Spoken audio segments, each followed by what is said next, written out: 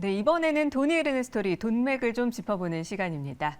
용산에 각종 개발 호재가 넘치고 있다는 사실은 이미 많이들 알고 계시죠? 용산국제업무지구, 용산민족공원, 그리고 신분당선, 용산연장 등 다양한 이슈들이 많은데요. 오늘은 그중에서도 한남 뉴타운에 대해서 자세히 파헤쳐 보겠습니다. 토미부동산 컨설팅 김재경 소장과 함께합니다. 어서 오세요. 네, 반갑습니다. 네, 먼저 이 한남 뉴타운의 입지에 대해서 좀 설명을 해주시죠. 네, 사실 용산구 한남동에 대해서 모르시는 분들은 거의 없으실 겁니다. 부동산에 대해서 관심 있으신 분들은 당연히 알 것이고, 네. 부동산을 설령 모른다 하더라도 이제 한남동 같은 경우는 이제 부촌의 상징 아니겠습니까? 그렇죠. 우리가 보통 부자들, 재벌가들이 이제 있는 곳들 하면 대표적으로 한남동, 성북동, 평창동 이렇게 얘기하는데 그 중 하나가 바로 한남동입니다. 한남동은 앞서서 이제 MC님께서 얘기해 주셨던 것처럼 기본적으로 용산구에 위치하고 있기 때문에 그냥 종전에도 재벌가 회장님들이 많이 있었다 정도를 넘어가서도 앞으로도 이제 개발 호재들이 많고요. 그와 별개로도 입지 자체를 놓고 보았었을 때 아무래도 한남동은 이제 제가 뭐 그렇게까지 풍수지리를 맹신하지는 않지만 네. 다들 인정하는 풍수지리 배산임수의 명당이라고 얘기합니다.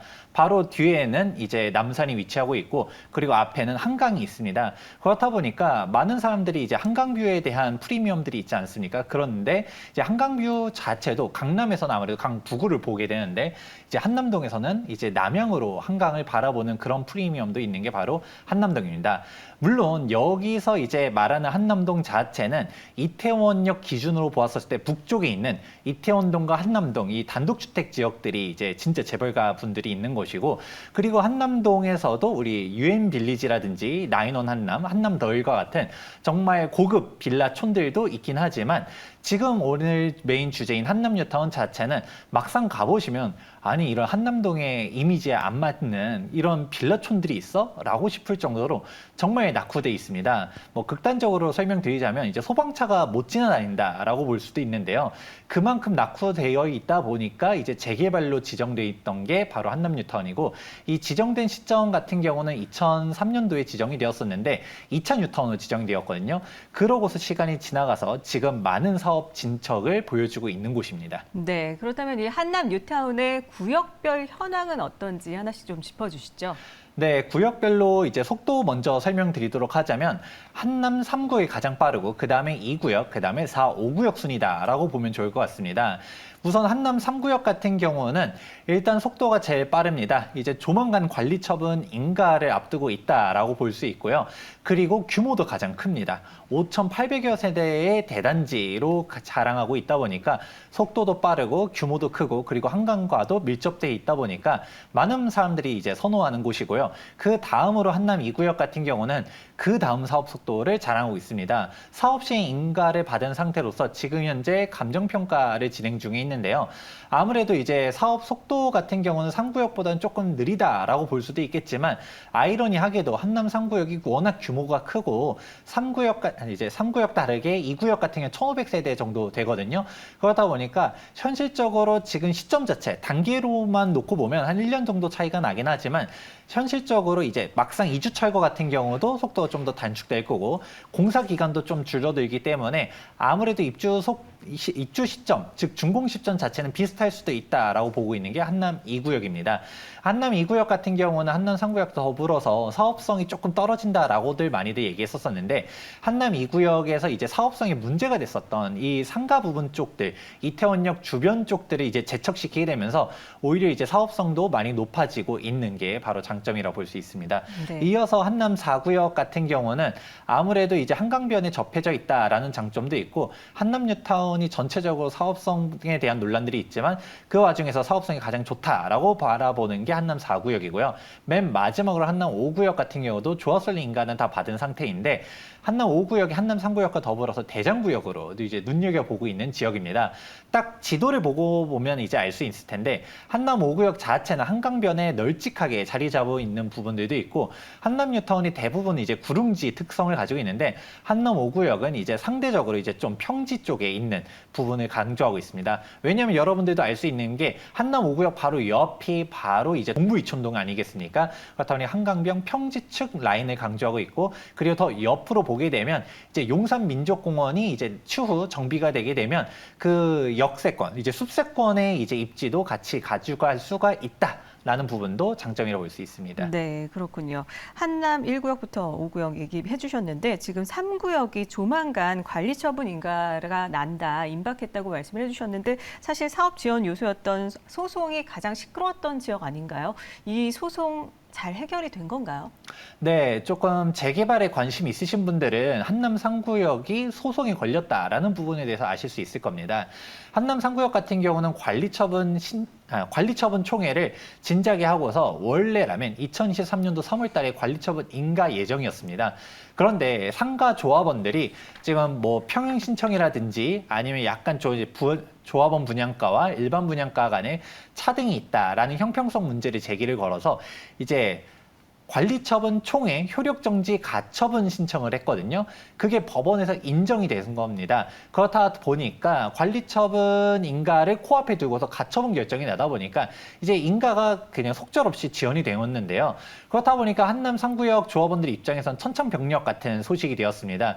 왜냐하면 관리처분 인가가 나야지 빠르게 다음 스텝으로 이제 2주 철거를 진행하게 될 텐데 관리처분을 코앞에 두고서 가처분이 되다 보니까 그러면 1심 판결이 나려고 했었을 때는 정말 빨라야 1년이다 보니까 이게 사업이 그럼 언제 진행되는 거냐라는 그런 소식들이 있었는데요.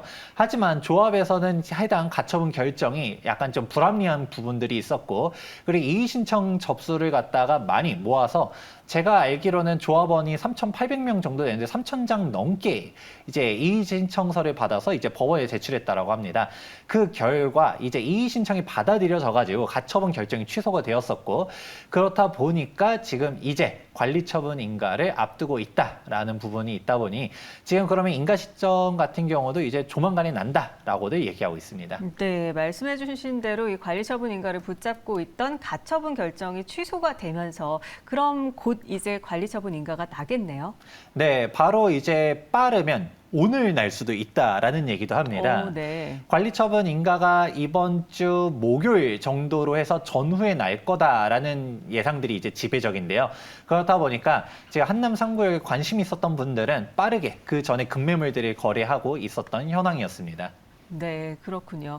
그런데 이 관리처분 인가가 재개발 사업에 이 탈부 능선이다라고 말할 정도로 굉장히 어려운 부분을 넘기는 거다라고 할 수가 있는데 왜 이렇게 중요한 걸까요?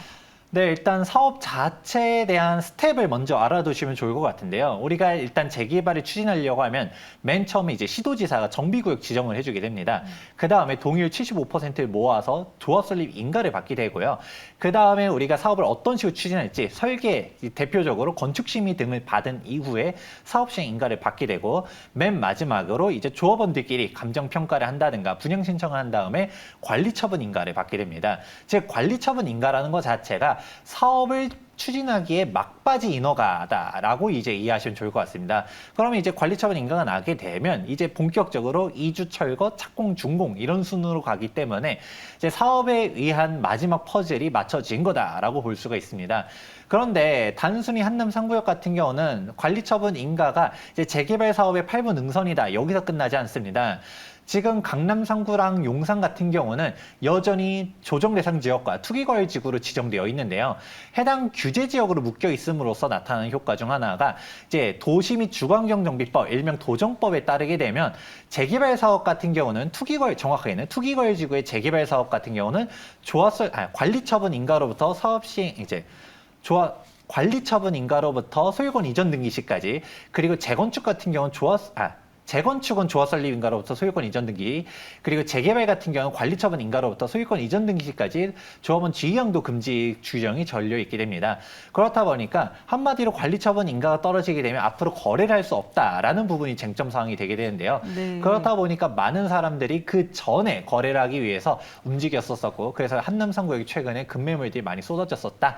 하지만 이 찬스가 이제 이번 주에 끝난다라고 이해하시면 좋을 것 같습니다. 네, 그래서 그런지 이 관리처분 인가를 앞두고 있어서 그런지 증권사 리포트에서도 한남동, 뉴타운 상권 모두 투자 적기다 이렇게까지 얘기가 나오고 있는데 조합원 지위 양도 금지가 된다는 건 아무래도 앞으로 거래를 못하기 때문일 텐데 물건 품귀 현상이 나올 수밖에 없지 않을까요? 거래할 수 있는 예외적인 방법은 없나요? 네, 이제 기본적으로는 거래가 안 된다라고 보면 좋을 것 같습니다. 우리가 일명 전매 금지 규정이다라고 말하는데 정확하게는 전매 금지보다 더 무섭습니다. 예를 들어서 토지거래 허가구역 같은 경우는 토지거래 허가가 나오지 않는다라고 하면 소유권 이전 등기를 할 수가 없게 되는데 해당 한남 상구역이라든지 이런 재개발 재건축 물건 같은 경우는 소유권은 넘어갈 수가 있어요. 문제는 조합원 지위가 넘어가지 않습니다. 즉 현금 청산자로 분류가 된다라는 건데 그러면 우리 아나운서님 같은 경우는 입주권을 목표로 갖다가 매수하는 건데 현금 청산자가 되는 물건 사겠습니까? 네. 기본적으로는 사지 않겠죠. 그렇기 때문에 이게 정말 중요한 사항이라고 볼 수 있고 그런데 해당 사항의 예외 규정은 존재하긴 합니다. 대표적으로는 1세대 1주택자로서 10년 보유 5년 거주를 한 사람들은 거래할 수 있는데 아무래도 그렇게 오랫동안 가지고 있는 사람이 많지는 않겠죠. 그리고 지금까지 안 판 사람이 이제 와서 판다라는 것도 흔치 않을 거고요. 그렇다 보니까 매물 자체가 워낙 귀해질 수밖에 없고 그 외로 이민이라든지 학업이라든지 질병 그리고 직장 등의 사유로 갖다가 불가피하게 처분하는 규정들도 있긴 하지만 그 역시 워낙 희소하기 때문에 이런 규정들을 꼼꼼하게 살펴볼 필요성이 있습니다. 그럼 일단 기본적으로는 거래가 안 된다라고 보는 게 중요한 건데 그렇다 보니까 한남 3구역이 이런 전매 금지 직전에 급매물들이 많이 나왔습니다. 그래서 한남 2구역, 4구역, 5구역에 비해서 매매 금액이 3억에서 5억씩 저렴한 매물들이 나왔는데 네. 이런 급매물들이 이제 사라지게 되면 아무래도 한남 2, 4, 5구역 모두 다 호재라고 볼 수가 있겠죠. 상대적으로 금액이 더 비쌌다라고 볼 수도 있겠지만 3구역이 그렇게 쌈에도 불구하고 그 가격이었는데 3구역 급매물 찬스가 사라지게 되면 아무래도 물건 풍기 현상 더군다나 한남 3구역이 워낙 세대수와 조합원 수가 많다 보니까 다른 구역들에 대한 가격대들이 올라갈 것으로 기대가 되고 있습니다. 네, 한남 뉴타운에서도 가장 세대수가 많은 한남 3구역 거래가 제한이 되면서 전반적인 이 한남 뉴타운 가격 상승이 예상된다는 말씀을 해주셨는데요. 그런데 이로 인해서 다른 재개발 지역들도 영향을 좀 받을 수 있을까요? 네, 한남 3구역이 정말 급매물 찬스라는 표현을 쓴 것처럼 어마어마하게 저렴하게 나왔었습니다. 물론 이제 제가 저렴하다는 표현을 쓰긴 했었지만 상대적으로 저렴한 거지 절대적인 가격 자체는 높긴 했었는데요. 그렇죠. 그런데 이제 조금 다르게 볼 수 있는 게 네. 대표적으로 흑석뉴타운을 예를 들어 볼 수 있을 것 같습니다. 흑석뉴타운 같은 경우는 가격대가 많이들 회복을 했습니다. 전 고점 같은 경우는 15억 넘게 투자금이 필요했었다가 정말 많이 빠졌을 때는 8억대까지 갔다가 지금 현재는 13억 정도를 이제 회복한 상태였는데 한남 3구역 같은 경우는 매매 금액은 한 20억 초반 정도 했었지만 이제 33평 가는 매물 기준으로 했었을 때 이제 대출을 어느 정도 받게 되면 15억 정도로도 한남 3구역 30평대 매물을 진입할 수 있는 기회가 있었습니다. 그러면 아무래도 흑석뉴타운 역시도 이제 서반포의 입지라든지 정말 훌륭한 곳이긴 하지만 한남 3구역 같은 경우는 이제 재개발로 따지면 넘버 1 입지 아니겠습니까?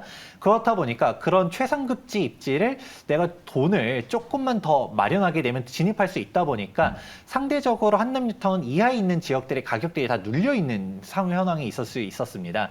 그리고 동시에 이제 한남 뉴타운과 더불어서 이제 많이들 언급이 됐었던 곳이 바로 성수 전략정비구역인데요. 한남 성수가 재개발 지역 탑2라고 하고 있는데 성수 전략정비구역은 토지거래 허가구역을 묶여있는 부분도 있어서 가격이 많이들 눌려 있었는데 한남 3구역이 가격이 이제 올라가게 되면 아무래도 성수 전략정비구역이라든지 흑석뉴타운이라든지 그 이하에 있는 재개발 지역에 대한 전반적인 호재로 작동할 것이라고 기대되고 있습니다. 네, 동시에 호재로 작동할 수 있다 말씀해 주셨습니다. 자, 오늘 돈이 흐르는 스토리에서는요. 투미 부동산 컨설팅 김재경 소장과 함께 한남 뉴타운에 대해서 자세히 파헤쳐봤습니다. 오늘 말씀 고맙습니다.